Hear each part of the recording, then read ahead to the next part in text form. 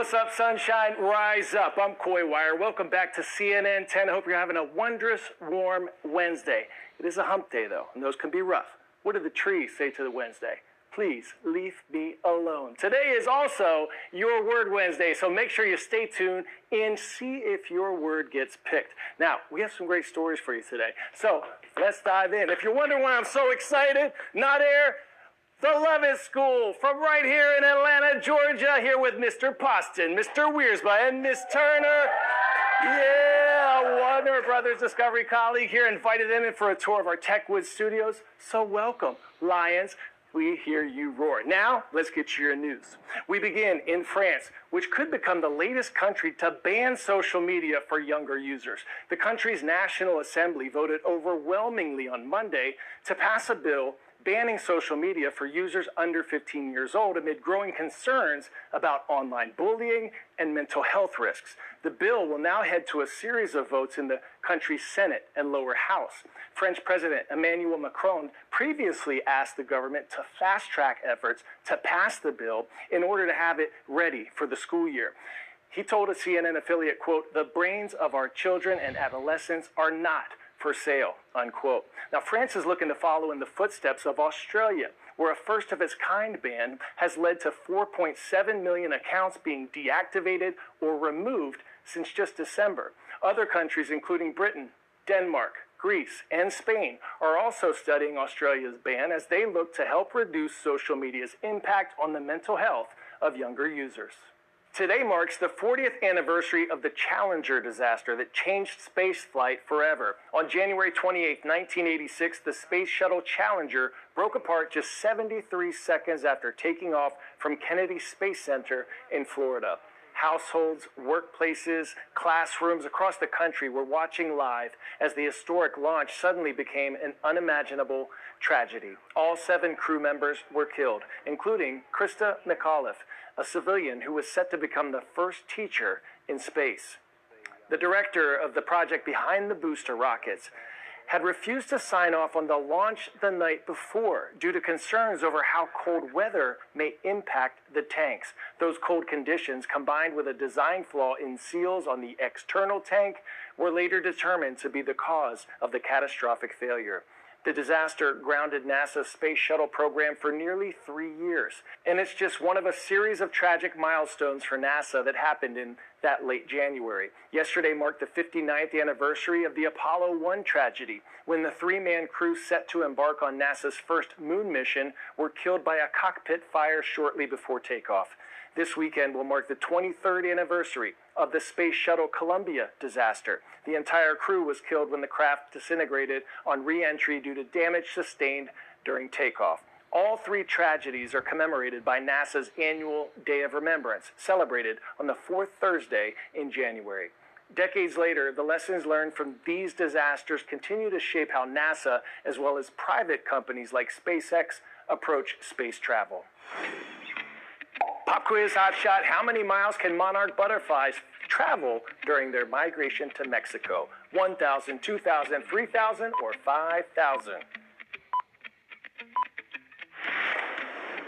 If you said 3,000, you so fly. Monarch butterflies can travel up to 3,000 miles during their migration across North America, sometimes traveling 100 miles a day.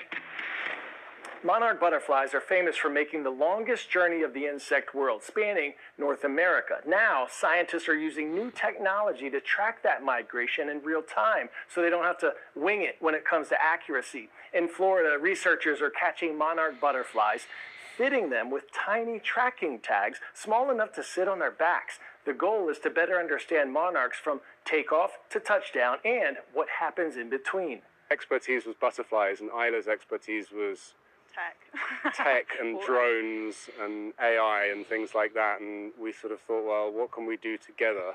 The tags are powered by tiny solar panels and send out Bluetooth signals.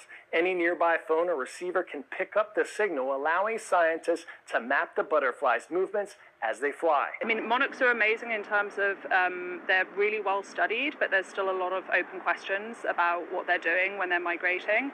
And you've got resident and migratory populations. Tagging monarchs in places like Florida also helps scientists compare migratory butterflies, which travel from the northern U.S. and Canada to Mexico, with resident populations generally within the Caribbean and South and Central America that don't travel at all.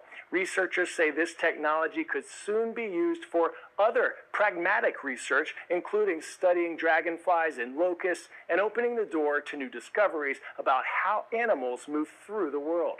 It really is kind of a game changer in terms of what we're able to do and how we're able to see the world around us and what animals are doing. Now, from Florida to Mexico, these monarchs are not flying under the radar thanks to the science that's helping researchers follow every flap of the way.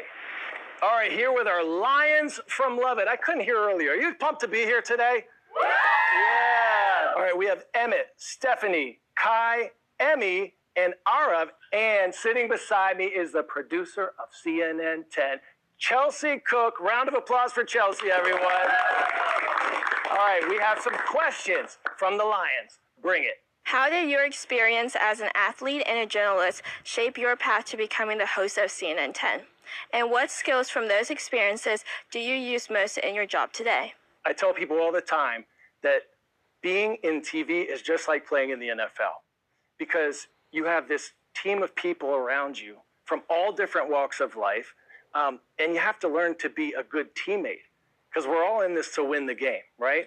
You may not love everyone that's on your team or work with every day, but you've got to find a bond and something that makes you a good teammate for them and they for you.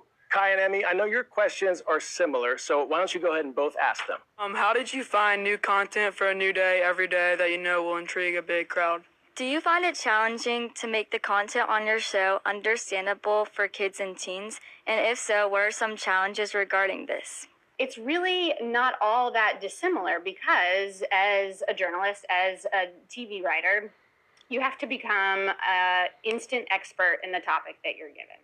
So you start from scratch. You start thinking, okay, our show is from 13 to 18 is the age demo. What might they not know coming to this subject? What do we need to start with? We want stuff that's going to educate the brain, the body, the mind, the spirit. If it's helping people grow, then we're all for it. That's a big part of the stories we select. What kind of impact do you want to have on the world around you as you give your 10 minutes of news every day?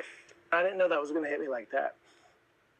When I look into your eyes and hear you ask that, I'm reminded of why I do this every day and why my team does this every day. I feel so fortunate to have had so many mentors and teachers in my life.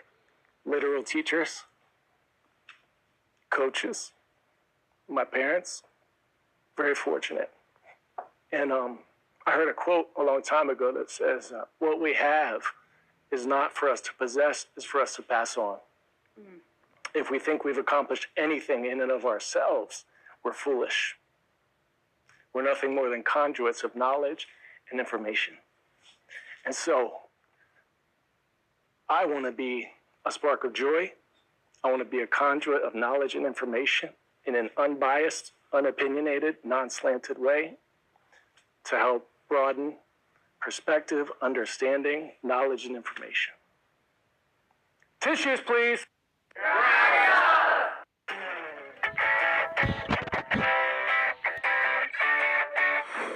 Get ready to turn up the volume, because today's story getting a 10 out of 10. Fuck Barrio Los Aztecas!